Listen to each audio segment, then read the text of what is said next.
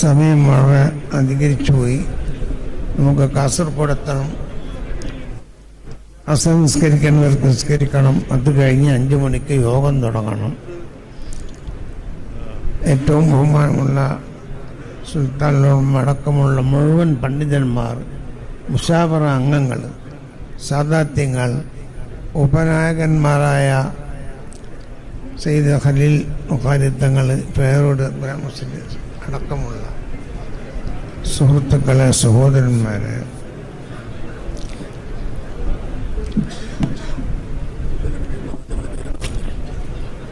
ആദ്യം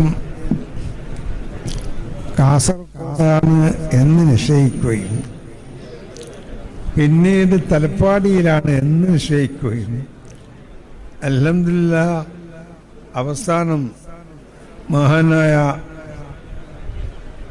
സയ്യിദ് മദീനി തങ്ങളുടെ ചാരത്ത് അന്ത്യവിശ്രമം കൊള്ളുന്ന ഈ സ്ഥലത്തും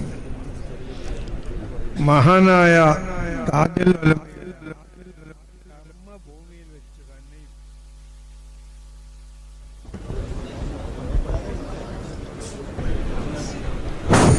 താജുൽ ഉലമയുടെ ജീവിതത്തിൻ്റെ 90% നേതൃത്വം നൽകി പ്രവർത്തിച്ച കർമ്മഭൂമിയിൽ വെച്ചു ഇത് ഉദ്ഘാടനം ചെയ്യാൻ, ഇത് പതാക കൈമാറാൻ സാധിച്ചതിൽ അൽഹംദുലില്ലാഹ് നമുക്കെല്ലാവർക്കും അള്ളാഹുവിനെ സ്തുതിക്കാം.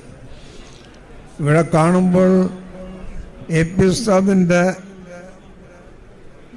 ഒരു കർണാടക യാത്ര ഇവിടെ പതാക കൈമാറലാണോ എന്ന് തോന്നിപ്പോകുന്നു.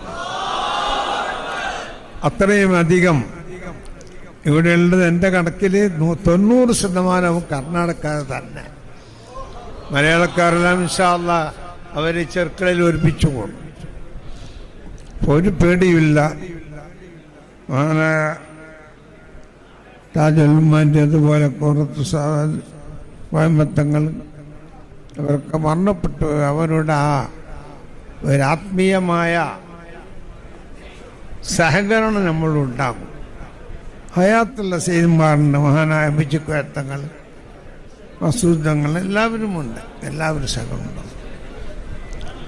ഒരു സംഭവം മാത്രം ഉണർത്തി ഞാൻ നിർത്തുകയാണ്. നമ്മളുടെ എറണാകുളം സമ്മേളനത്തിൻ്റെ സമയത്ത്